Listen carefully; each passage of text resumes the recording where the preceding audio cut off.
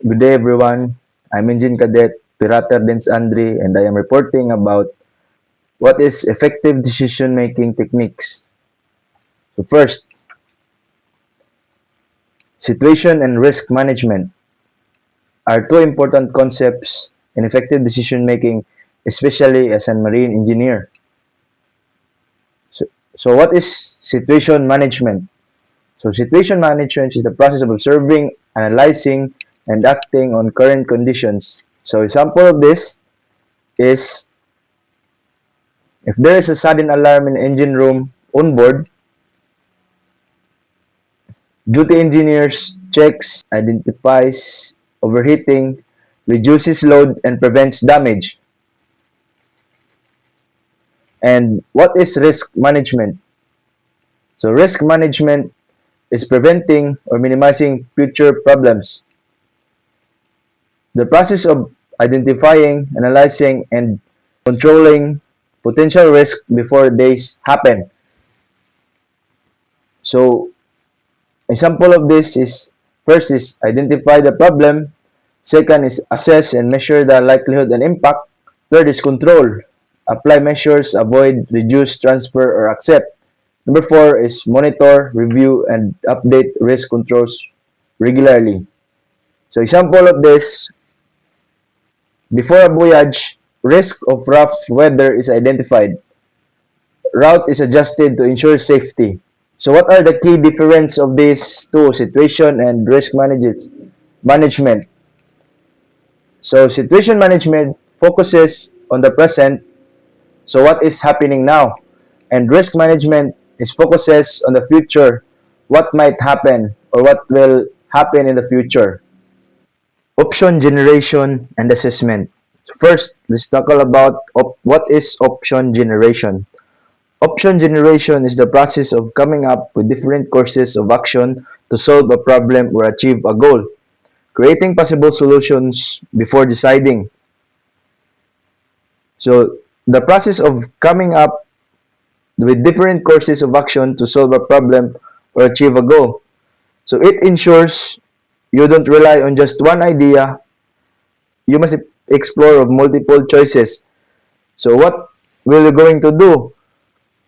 So, brainstorm for possible solutions, involves team members for diverse ideas, think creatively and practically.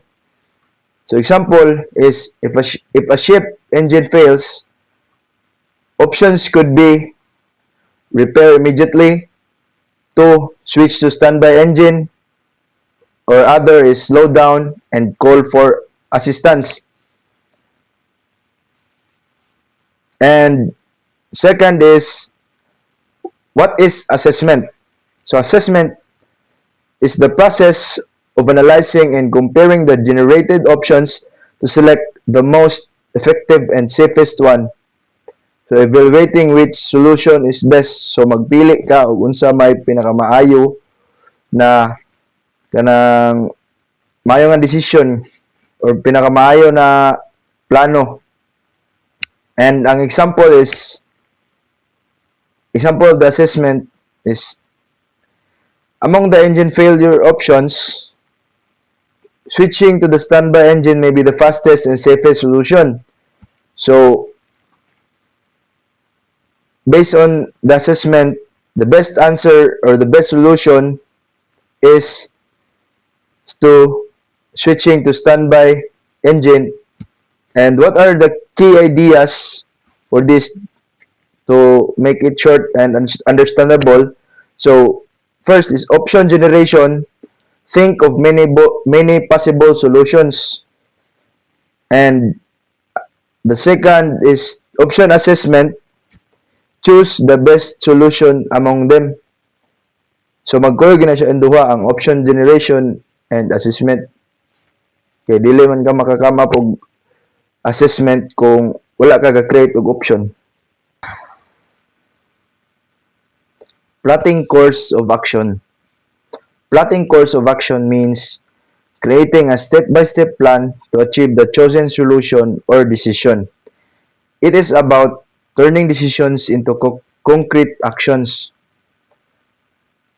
So purpose is provides clear direction for what needs to be done, ensures resources and responsibilities are well assigned, helps in avoiding confusion and saves time in critical situations. So, what are the steps in plotting a course of action? So first, set the objective, define what you want to achieve.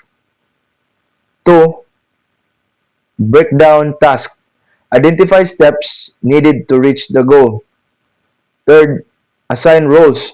So decide who will do what. Number four, set timeline. Arrange actions in proper sequence and urgency. Number five, monitor progress, track execution, and adjust if needed. So, for example, if heavy smoke is detected near the main engine fuel pump, so the objective you must do is prevent fire outbreak and ensure machinery safety. So, what is your course of action? First, immediately stop the affected fuel pump. Second, inform the duty officer on the bridge and other engineering team members. Third is isolate fuel supply and check for leaks. Four, use portable fire extinguisher or fixed fire suppression if fire starts. Five, ventilate and monitor the machinery space carefully. Record the incident in the engine room logbook and report to the chief engineer. Next is outcome evaluation. What is outcome evaluation? Outcome evaluation is the process of reviewing and measuring the results of the action taken to see if the decision solved the problem or meet the objective. So it is all about did our decision work? So what is the purpose? Purpose of this is to confirm if the chosen action was effective and safe, identifies strengths and weaknesses in the decision, provides lessons learned for future situations, ensures continuous improvement in decision making. So, what are the steps in outcome evaluation? First, measure results. Compare actual outcome with the intended goal. Number two, analyze gaps. Identify what went wrong and what went right. So, number three, record findings. So, document the outcome for reference. And number four, make adjustments. So, improve actions for future situations. Example is high bilge water alarm. During your watch, the high bilge water alarm was triggered in the engine room. So, what is the action you taken? You immediately activated the bilge pump, checked for leaks, and coordinated with the bridge about the situation. The water level went down and the alarm stopped. So, what is your outcome evaluation? Measure the results. The water level decreased to normal and the normal was cleared, showing the immediate problem was solved. So, number two, analyze gaps. On an inspection, you find that the bilge water accumulation was caused by leaking freshwater line, not just normal condensation. While the alarm was solved, the root cause needed for further repair. Number three, record findings. So you log the event in the engine room logbook, noting the time of alarm, actions taken, and the source of the problem. Four, make adjustments. You recommended replacing the faulty freshwater line and reminded the next watch to monitor bilge levels closely. So this way, future alarms can be prevented and response time can be improved. Next is decision making and problem-solving techniques. So what is decision making? Decision making is the process of choosing the best course of action among available options. What is problem solving? A step-by-step method of identifying issues and finding effective solutions. Both are connected. Problem solving finds the solutions and decision making chooses the best one. So what are the key techniques in what are the key techniques commonly used in this in decision making and problem solving? So brainstorming. Brainstorming is one of the key techniques because it will generate creative ideas. And number two is SWOT analysis, checking strengths, weaknesses, opportunities, and threats. Cost benefit analysis, comparing benefits versus risk or cost. Root cause analysis, identifying the real source of problem. And decision matrix, scoring and ranking different options. So example, scenario, engine alarm activates. So first, situation management, observe and assess the alarm. Risk management, consider danger to the machinery and crew. 3. Option generation and assessment. Options reduce load, shut down, or switch to standby. 4. Plot course of action. Choose standby engine, assign crew, and follow steps. 5. Outcome evaluation. Confirm if the problem is solved and record the incident. So, in short, problem solving finds the solution and decision making choose and apply the best solution. Next is authority and assertiveness. What is authority?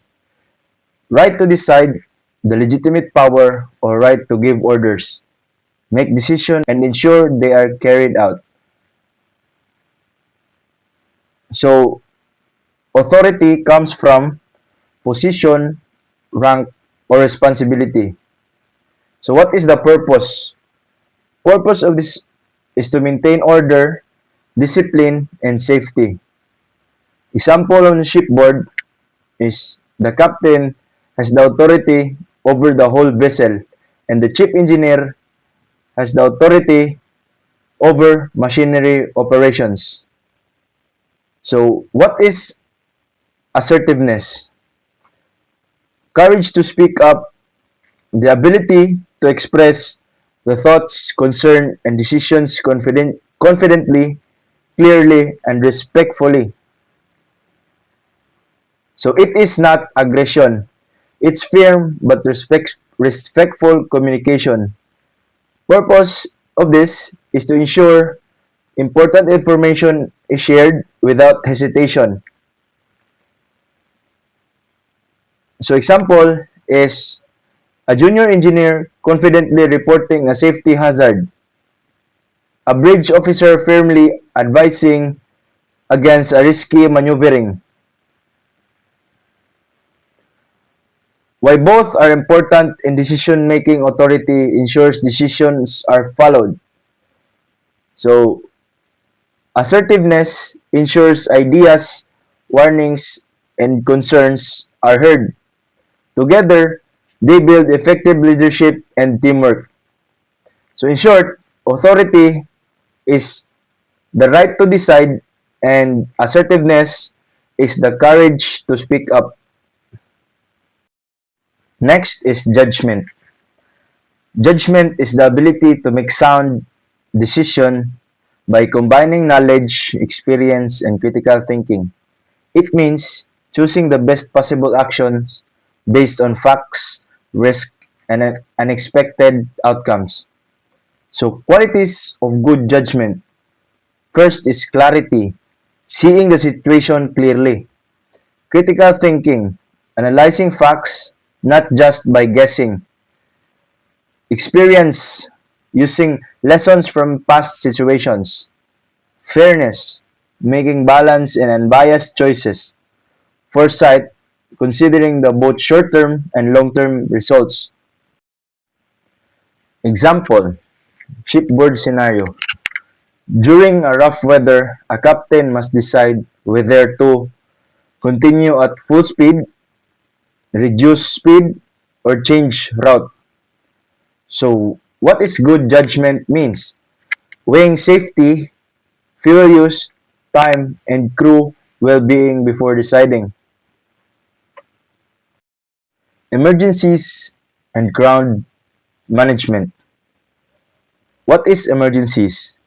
Emergencies is an unexpected, dangerous situations that require immediate action to protect life, property, and the environment. And what is crowd management? The process of safety, guiding, and controlling groups of people during normal operations and emergency. So in short, emergency management controls the incident and crowd management controls the people. Example of emergency management. So if there is a fire or explosion, flooding, collision, or grounding, machinery failure, man overboard, medical emergencies. So what is the key principles? Prevention, reduce risk through training and safety checks. Number two, preparedness, drills, emergency equipments, and clear procedures. And number three, response, quick, calm, and coordinated actions. Four, recovery, restoring normal operations and learning from the incident. And what is the example of crowd management? Or what are the objectives? Objectives of crowd management is to prevent panic and confusion, ensure orderly movement of passengers or crew, maximize safety and survival chances. So what are the techniques? First is clear communication, simple and calm instructions. Number two is leadership and authority. Crew must act confidently. And number three is guidance system, signs, lighting, and escape routes. Four is psychological awareness. Recognize fear, reassure people. Number five is training and drills. Crew readiness builds passengers' trust. Example is in case of fire on board, alarm raised and crew take charge. Passengers guided to master station calmly. Crew use assertive communication to avoid panic. Evacuation procedures followed until everyone is safe. So in short, emergency management controls the incident and the crowd management controls the people. Both are essential for safety at sea. And that's all for my report. Thank you for listening.